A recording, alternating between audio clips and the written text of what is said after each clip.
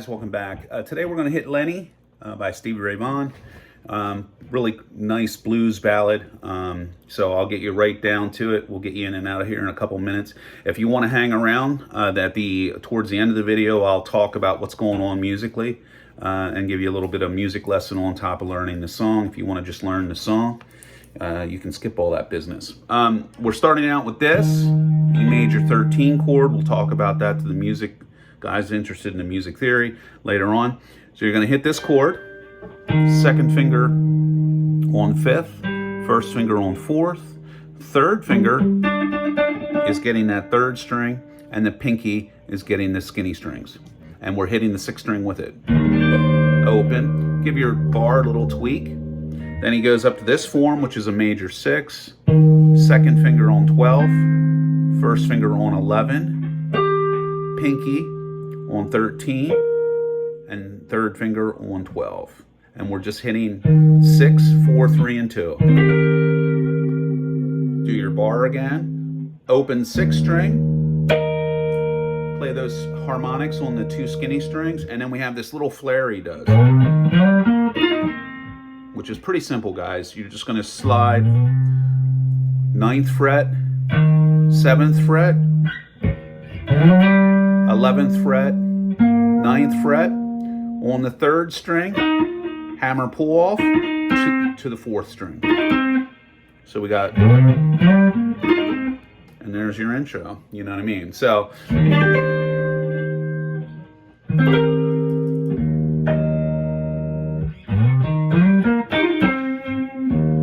there we go, that's your intro. Then he goes into major 6 chord, just chromatic major 6s. And we talked about the major 6 chord and the minor 6 in previous videos. You'll see that link, you'll see that thumbnail at the end of the video here if you're interested. So this is B major 6, A major 6, A sharp to B, 10th fret, D major 6, G major 6, B flat or A sharp, and back to A. I promised you I'd get you out of here soon. So yeah, this is the mileage chord, guys, in Lenny. If you have this down, you've got it. You've got a good portion of it. You know, so you got that major 13 at the beginning. You got the E major 6, open 6th string, and then your lick. And then we come back around again. Then when we're moving in, this is as easy as it gets. Form that major 6 chord, which we did it up here, but I'll do it again.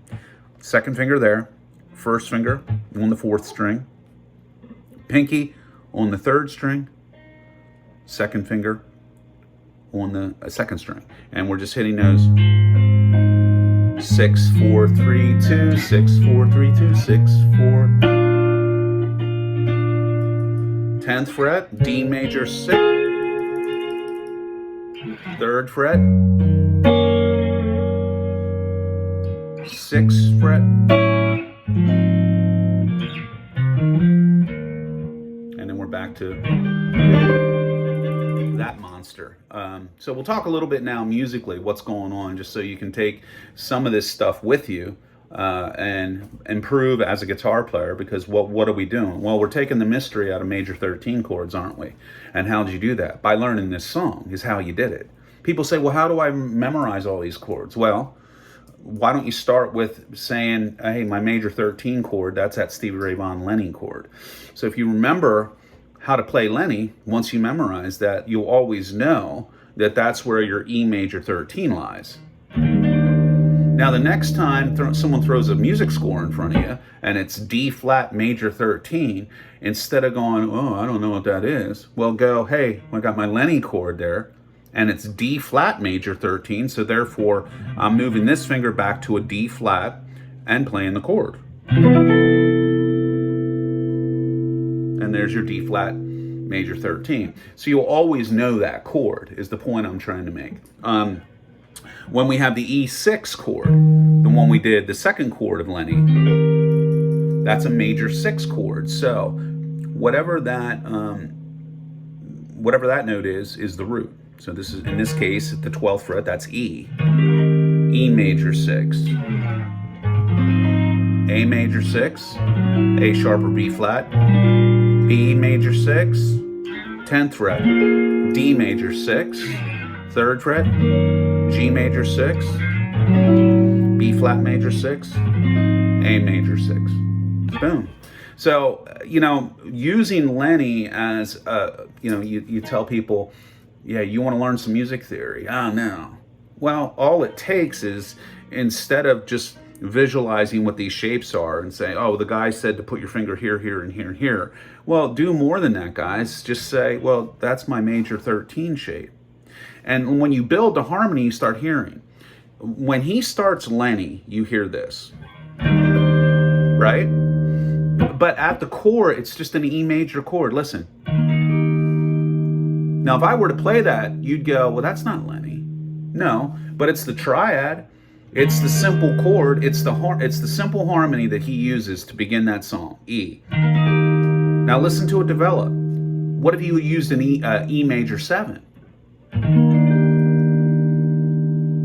Not quite there, but it's starting to get closer, isn't it? Now, what if he used an E major 9? Uh-oh. Well, now, look. Now you start to hear... Well, hang on a second. It's starting to sound like it. Yeah, why? And there's your chord.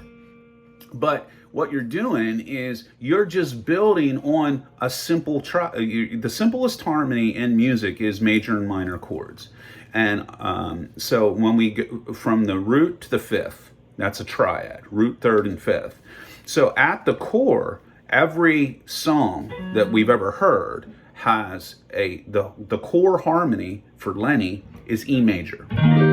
But if I played that, you'd be like, well, that doesn't sound right. No, it doesn't sound right because he's putting stuff on top.